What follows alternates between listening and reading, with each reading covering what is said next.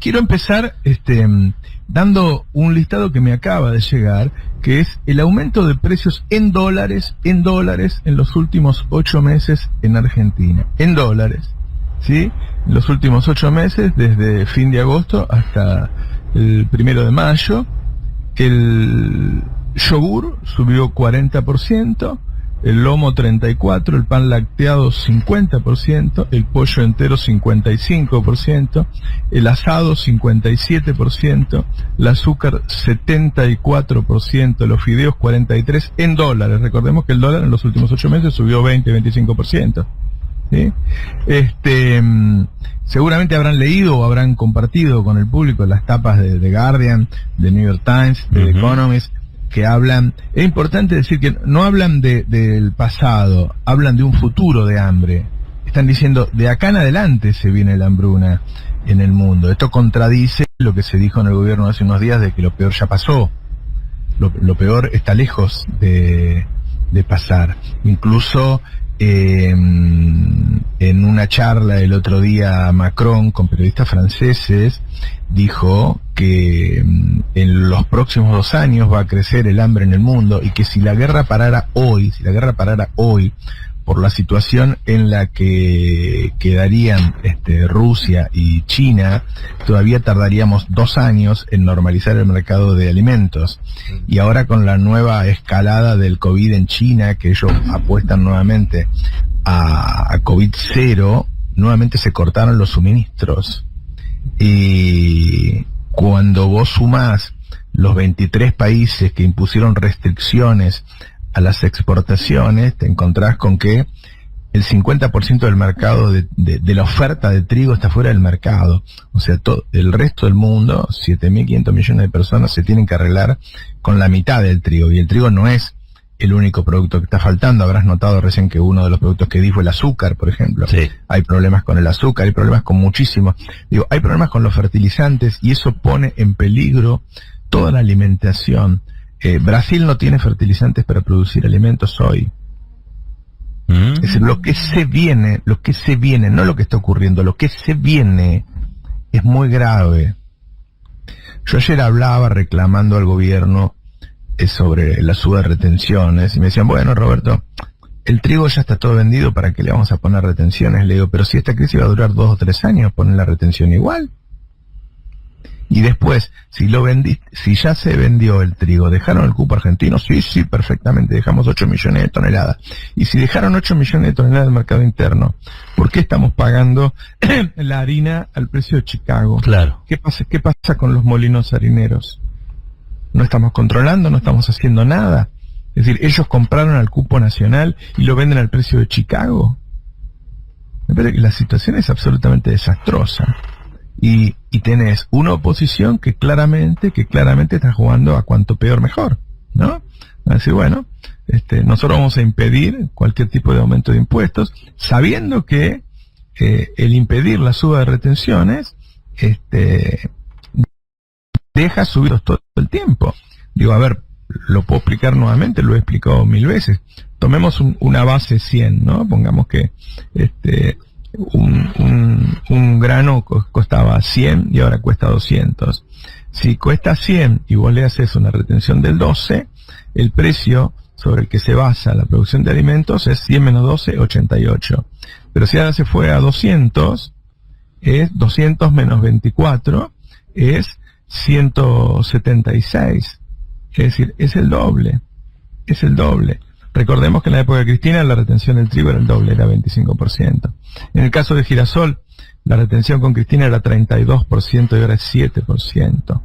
¿Sí? Entonces, la retención es lo que te va a marcar el precio del grano y a partir del precio del grano definís todos los principales productos de la canasta alimentaria argentina. Yo decía, bueno, pero maíz queda, ¿no? ¿Cuánto queda? Y 10 millones de toneladas. 10 millones de toneladas es un montón. Con 10 millones de toneladas, vos sabés que, no sé, un pollo es una bolsa de maíz. Es como si vos agarrás una bolsa de polietileno y la llenás de maíz. Es todo precio de maíz. La carne vacuna se alimenta también con una mezcla en base fuertemente a maíz. El cerdo es maíz. Entonces, ¿por qué no subimos las retenciones al maíz? Ahora ayer me llegó un informe que se llama Proyecto de Aranceles Externos, que pidió Cristina, se lo hicieron para Cristina. Y es un proyecto. No puedo asegurar que Cristina vaya a impulsar un proyecto de subretenciones, pero yo vi un estudio que le hicieron para ella, que se llama así, ¿sí? Proyecto de subretenciones. Hay distintos problemas, ya te digo, el trigo está vendido, pero está vendido acá. O sea, el trigo está acá, la harina está acá. ¿Cómo? Digo, ante una situación tan extraordinaria como la que estamos viviendo, ¿cómo no podemos hacer nada con eso? Y además, claramente, la oposición está jugando a cuanto peor mejor. ¿Viste eso que dijo Naomi Klein, no? Que dijo que la derecha hace todo lo que tiene que hacer para lo que hoy es políticamente imposible, un día se convierta en políticamente inevitable. Es decir, ellos quieren hundir al pueblo en el hambre para que cuando lleguen sus recetas puedan ser vendidas como inevitables. Y sus recetas son terribles. Entonces, la verdad que da pavor la forma en que toda la dirigencia política, la dirigencia sindical, las organizaciones sociales, están tomando un tema que lo toman como lo que está ocurriendo hoy, pero que el mundo te está advirtiendo que todavía ni empezó la crisis, Es muy grave lo que está ocurriendo, es muy grave. Y la verdad que no se ve una reacción a la altura de lo que está pasando. Digo, va a seguir subiendo los granos, las cereales y las oleaginosas todos los días en el mundo. Y va a seguir subiendo la energía.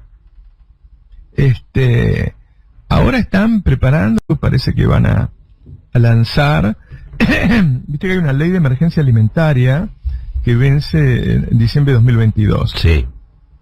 Y el otro día en la charla de Alberto con Pagani, hablaron de hacer lo que está haciendo AMLO en este momento, que es congelar el precio de 100 productos hasta fin de año.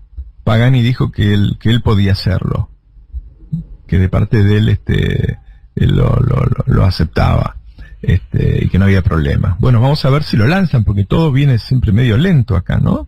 Ayer pregunté por la renta inesperada, me dijeron que sale más o menos en 2 semanas ese tema de la renta.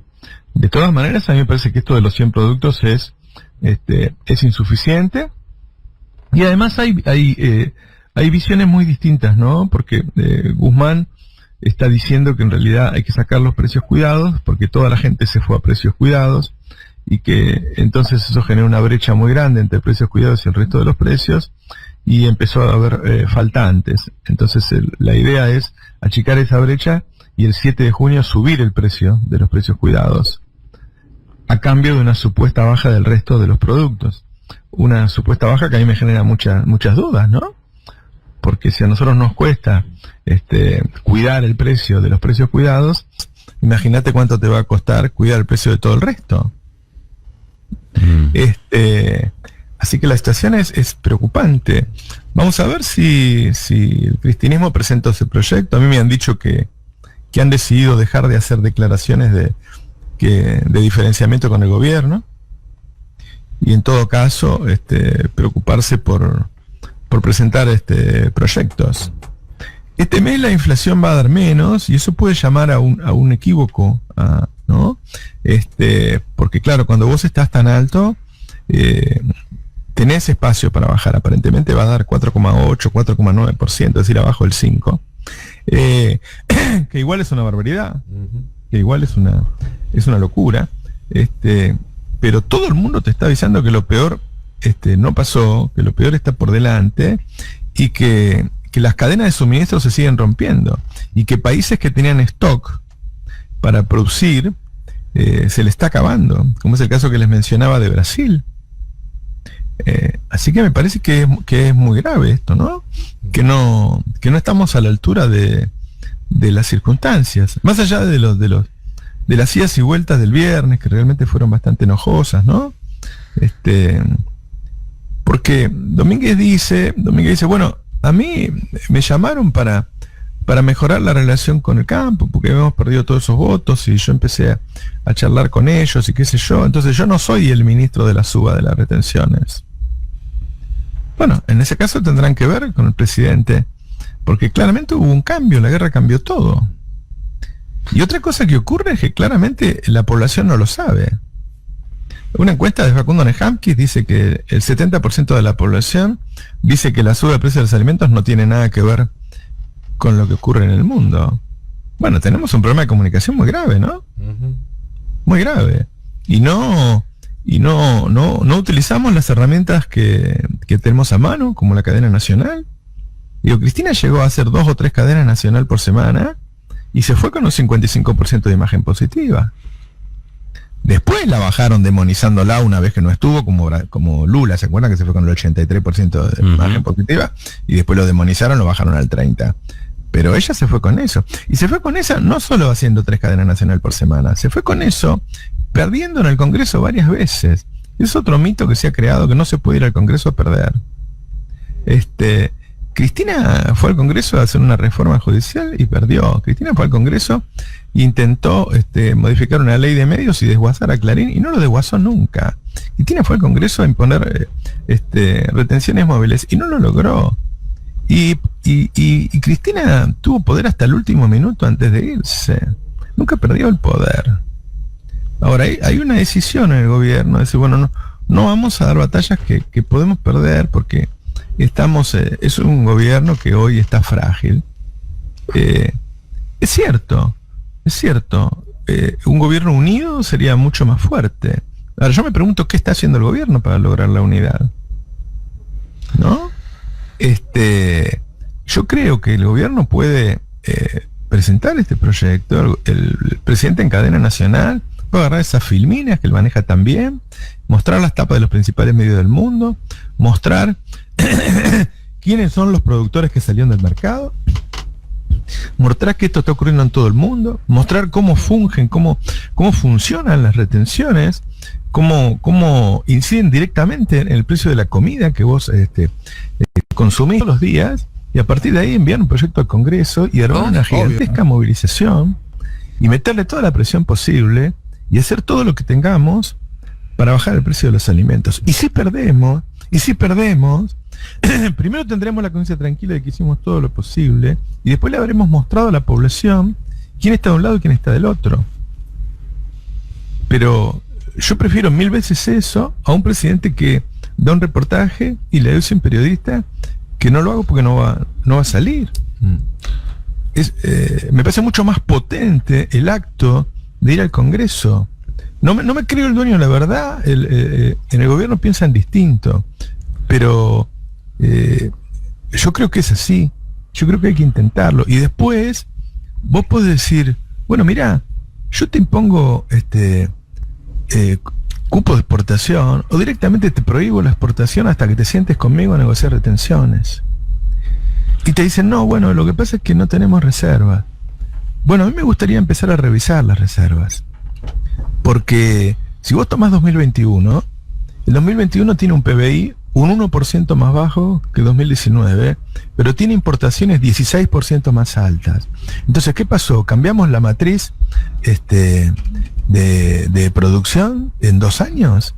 Ahora tenemos 16% más de componentes de importaciones en nuestra producción, o hay unos cuantos vivos que están llenando galpones de importaciones y estoqueándose, porque importar hoy es comprar dólares a 120 pesos.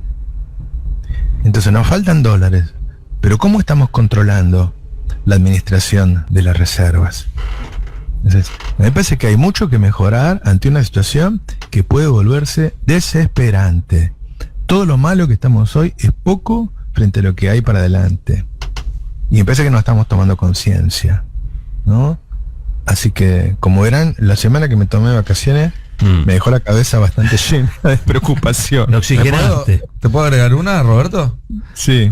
A mí hay algo que me preocupó del minué del viernes, de la entrevista y la desmentida y demás.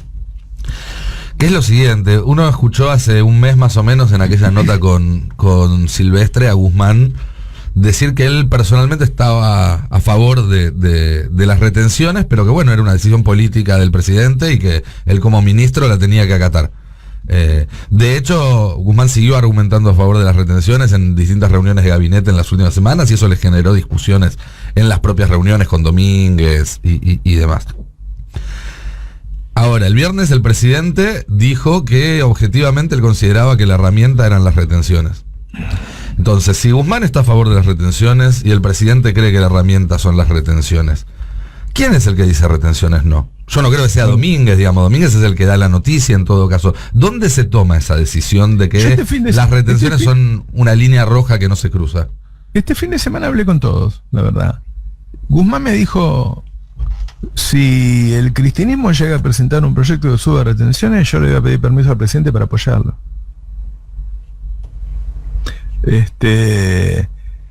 Bueno, yo lo que creo es que ellos no quieren ir al Congreso a perder. Ahora, yo me pregunto por qué no suben los 3 puntos que tienen liberados para subir. Aunque sea. Sí. Sería una demostración. Incluso hasta esta interpretación que ayer escribió al respecto Berbisky en su columna, pero está circulando hace varios días. El editorial está incluido, sí. Que dice que la Constitución diferencia las retenciones de otros tipos de impuestos justamente para darle la potestad a los gobiernos de utilizar esa herramienta económica sin depender del Congreso. Así es. Por decreto. Bueno, se puede firmar y después en todo caso ir a dar la batalla a la Corte si hace falta. Tiene que dar toda la batalla, lo puede firmar y un juez se lo puede parar y después puede ir al Congreso. Ahora, eso tiene que ir acompañado con una narración que el gobierno no tiene. El gobierno no tiene una narración. Y lo que pasó el viernes, el presidente me dice, no fue un ida y vuelta, porque en realidad Domínguez dijo lo mismo que yo, que no lo vamos a hacer. Lo que pasa es que yo expliqué por qué no lo vamos a hacer, que es que porque el Congreso no quiere. Ahora, yo imagino que todos los que votaron al presidente deben estar esperando que él dé la mayor lucha posible por lograr eso. Nosotros tenemos próceres nacionales que han perdido guerra como Manuel Belgrano y todos lo amamos, porque nosotros no te amamos por si ganaste o perdiste, te amamos porque diste la pelea, ¿no? Uno da muchas peleas en la vida y a veces uno gana y a veces uno pierde. Pero lo que no, el pueblo no está viendo es esas ganas de pelear, ¿no? Yo no sé por qué esto, yo lo discutí con Vilma Ibarra al aire la otra vez, por qué esto de no dar peleas porque pensás que la vas a perder. Primero, sinceramente, si vos generás, si vos convencés a la población y le haces ver a la población, que yo creo que la población está lista para verlo. Acá en este país todo el mundo se está creyendo que la población se corrió a la derecha. No, muchachos, la población no se corrió a la derecha. La población está enojada con ustedes, con el gobierno. Eso no significa que se corrió a la derecha. Porque cualquier encuesta te sigue dando que la población acepta al Estado y desea que el Estado esté cerca de ellos. ¿Sí? Entonces, terminemos con esa idea de que la población se corrió a la derecha. Además, la verdad, falta 1 año y medio para las elecciones. A mí me preocupa que la gente coma ahora al mediodía. Ya, sinceramente, el problema de las elecciones lo veo para más adelante. Yo quiero que la gente coma hoy. Y yo creo que si todos hacemos una enorme movida para esto, yo me acuerdo cuando fue la de las retenciones móviles, que recordemos que para que Cristina pierda tuvo que desempatar un traidor, porque si no ganaba, ¿no? Es decir, que no es que fue una mala batalla, una batalla que se dio bien. Me acuerdo que de Página 12 escribimos tantas notas explicando cómo fungían las retenciones. Y una vez yo escribí una nota, y al otro día la veo que está como una solicitada del gobierno. Yo llamé a Pepe el Visto, que es secretario de medio, le digo, ¿qué sé vos? A mí para solicitada. Dice, Cristina, me dio la orden Cristina que no le toque ni un punto ni una coma. A mí me pareció mal que usen mi nota, pero me pareció bien que estén haciendo todo lo posible, ¿entendés? Para concientizar a la población. No puede ser que la población no entienda la relación entre las retenciones y el precio de la comida. Y a mí me parece que si esta gente está tan envalentonada, bueno, suspendele las exportaciones por un tiempo y después charlamos. Porque si no quiere decir que no estamos teniendo conciencia de las carencias de la población. Y es muy factible eso, ¿eh? Y es muy factible. Miren, nosotros fuimos a algunos pueblitos alejados de Salta, y la verdad que la situación es desesperante en toda materia, en materia de alimentación, en materia de salud, ¿no? Yo le pregunté a una señora jubilada si había elegido médico de cabecera y me miró con una cara como yo era un marciano. Dice, ¿qué está diciendo este pelota? En el pueblo no hay médicos. ¿Cómo voy a elegir? O sea, hay una situación de cuando vos salís de los grandes centros urbanos, hay una situación desesperante. Y te estoy hablando de provincias del norte que están mejor que las de acá, ¿no? Entonces, me parece que que hay una situación que no se está tomando conciencia. Yo ahora lo voy a hacer un poco más extenso en el editorial. No está tomando conciencia que la situación que tenemos que evaluar no es la actual, sino la futura, y que la futura va a ser mucho más grave. Y sinceramente yo prefiero un gobierno dando la pelea e incluso perdiéndola, aunque yo creo que se puede ganar, que no dando la pelea. Y lo digo después que ya se lo dije a todos, porque hablé con todo el gobierno durante el fin de semana y con todos los miembros del Frente de Todos. Me parece que hay que intentarlo, que el pueblo se merece que se dé esa batalla y que no hay que hacer cálculos electorales sobre lo que va a sobrevenir después. Y hay que confiar, porque muchas veces se ha peleado, se ha perdido y después se ha valorado, porque lo intentaste. Uh-huh. Pero bueno, voy a hacer el editorial, si no les parece. Señor, pero nos parece mal. Perfecto. Después de la pandemia y la guerra, puede ser aún mucho peor. Porque lo que viene es el hambre. Y eso puede a la vez desatar nuevos desastres, desde múltiples crisis de hambruna y malnutrición, hasta desplazamientos forzosos en distintos puntos del globo, sin dejar a un lado la posibilidad de nuevos conflictos armados por esos recursos escasos. Ya no es solo el accionar de Moscú el que coloca a todo el planeta al borde de la próxima calamidad. Las sanciones acumuladas sobre Rusia también pusieron un candado sobre una región que comercializa el 12% de las calorías del mundo y una tercera parte de los cereales. Y si faltaba algún condimento más, la política de COVID-0 de China trastocó las cadenas de suministros otra vez al dejar al principal puerto del mundo, en Shanghái, con su actividad reducida. Eso generó nuevos faltantes y por consiguiente más aumentos en los precios. Se rompió la cadena de suministros en el mundo.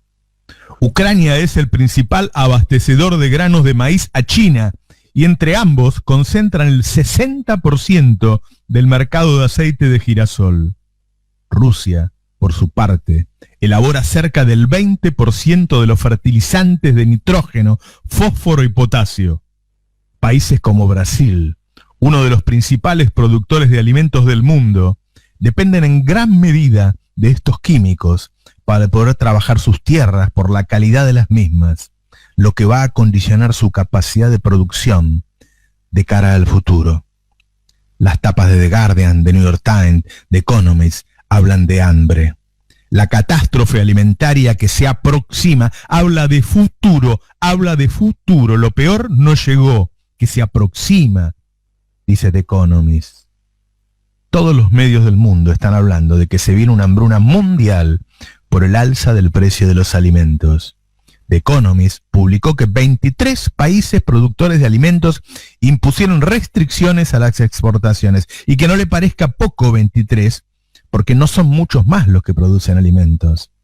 El 50% del trigo que se produce en el mundo está fuera del mercado internacional. Repito, la mitad del trigo que se produce en el mundo hoy no está disponible. En la apertura del 9º simposio del Sur al Mundo, que organizó la FAUBA, Oliver Antoine, investigador del Instituto Francés de Geopolítica, arriesgó que el proceso de deterioro productivo en el este de Europa se extenderá por lo menos 3 años, aun si cesan hoy las hostilidades. Se basó en la información sobre la destrucción de la infraestructura ucraniana, la posible devastación de sus tierras y la situación en la que quedará su mano de obra afectada por los combates. Algo similar podría suceder con Rusia y su salida a través de un mar negro militarizado, sobre el que Turquía, miembro de la OTAN, ya activó un cerrojo. Macron dijo en estos días: en los próximos 18 meses, el mundo va a vivir la peor hambruna de la era moderna.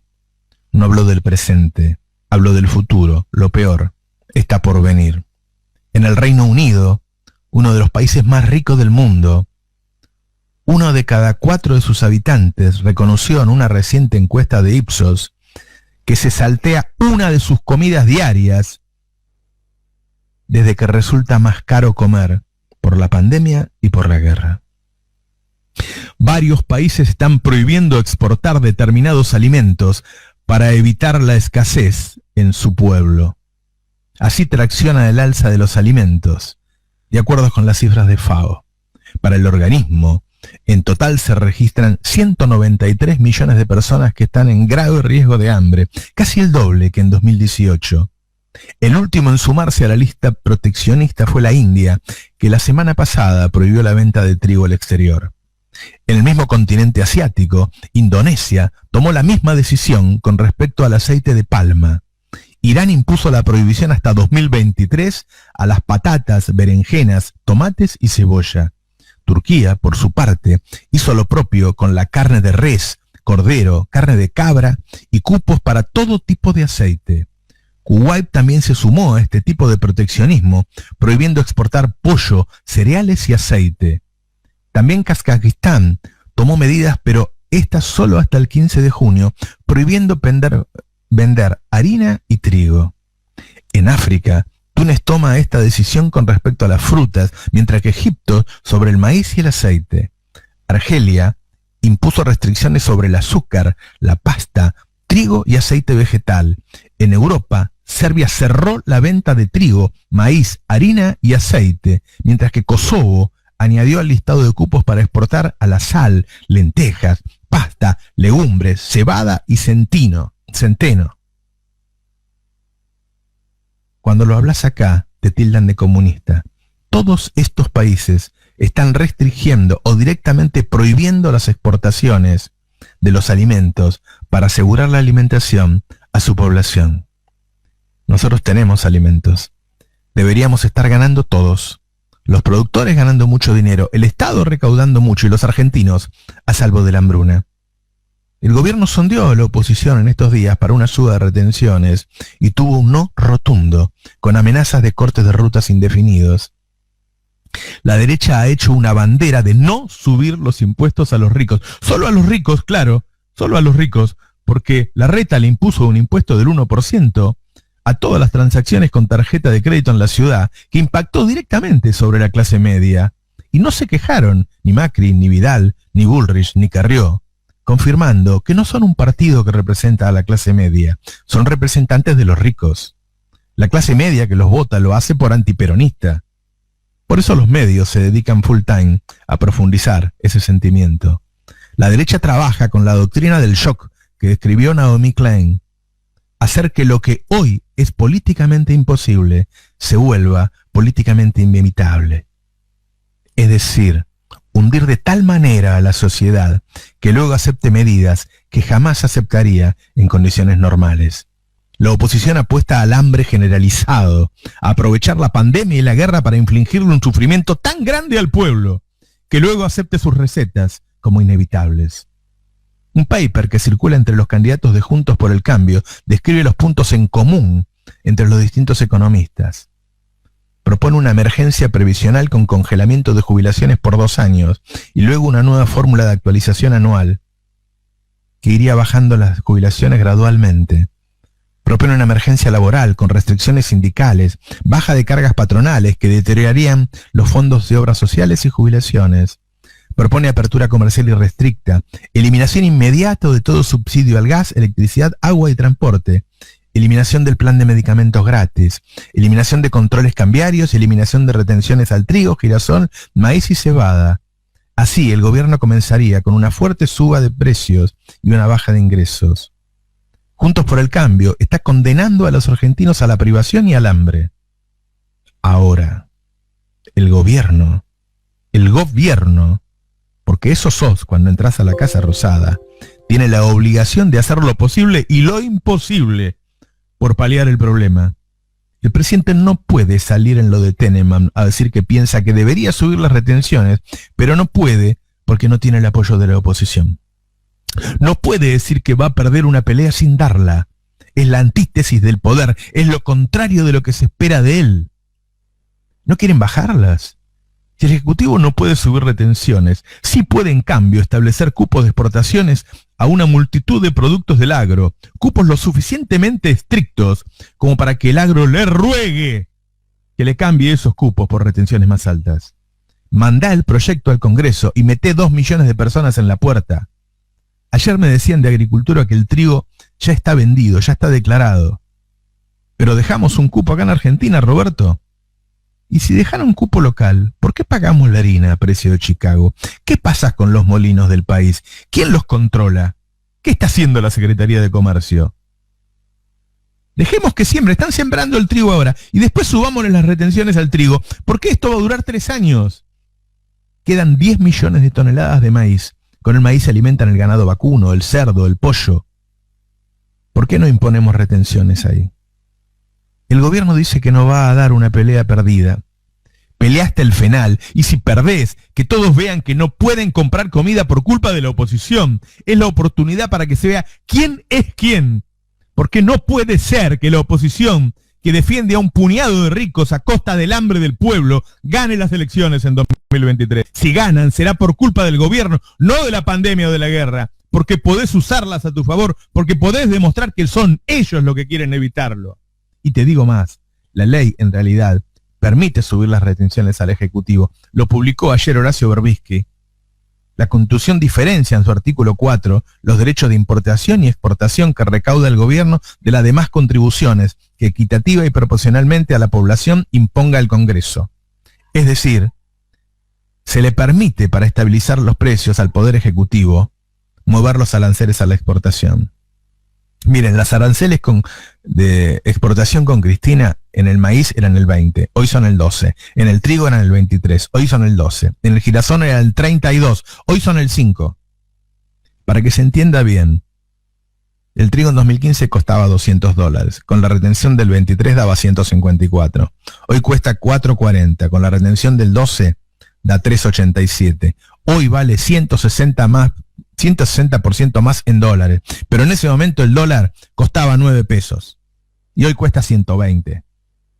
Es decir, es una locura lo que está ganando el campo y es una locura que no podamos comer. Si le subís la retención, baja el precio. ¿Por qué tenemos una retención de solo el 5% en el girasol si con Cristina teníamos 32%? Y el aceite de girasol es lo que más sube. Me dicen que no podemos suspender las exportaciones porque no nos alcanzan las reservas. Explíquenme qué pasa con las reservas en este país. Hablemos de importaciones. El PBI a fin de 2021 fue 1% más bajo que en 2019 y las importaciones medidas en cantidades fueron 16% más altas. ¿Por qué importamos tanto? Porque hay unos cuantos vivos que están llenando galpones de importaciones, se sobreestoquean, porque para ellos meter importaciones en un galpón es como para cualquiera meter dólares abajo del colchón, pero ellos los compran a precio oficial. Si haces esa cuenta, en 2021 importamos 10.000 millones de dólares de más. Esos 10.000 millones de dólares nos faltan en las reservas. El campo retiene hoy 8.500 millones de dólares por cantidades de grano, no los liquida. La situación es intolerable. Vamos derecho al matadero como ganado sin resistirnos. No solo dejamos que el pueblo pase necesidades, sino que dejamos que sus victimarios ganen las próximas elecciones porque ni siquiera somos capaces de explicarlo. Las cosas que hay que hacerlas en unidad y hay que tener la responsabilidad política de lograr esa unidad porque el pueblo se los va a reprochar. La derecha viene a dar vuelta al país como un guante, vienen a resetear la sociedad, buscan ganar legitimando propuestas antiderechos, antitrabajadores, antijubilados, anticiencia, antieducación y antifeminismo. En Argentina se producen cereales, oleaginosas, carne vacuna, porcina, ovina, caprina, aves, huevos, hortalizas, frutas, azúcar, miel, peces, moluscos, crustáceos, y la lista sigue y es infinita. En la geografía nacional se producen centenares de variedades de alimentos. Hice en 2008, con cifras de la Secretaría de Agricultura y las cámaras sectoriales y el asesoramiento de profesionales de la Facultad de Agronomía, el mapa de alimentos básicos del país. En ese momento se producían 135 millones de toneladas en total, que servía para alimentar a 450 millones de personas. Hoy lo actualicé. Hoy producimos alimentos para 650 millones de personas y el censo dice que somos 47. ¿Qué clase de gobierno no puede hacer que todos coman si producimos alimentos para 13 veces más de lo que somos?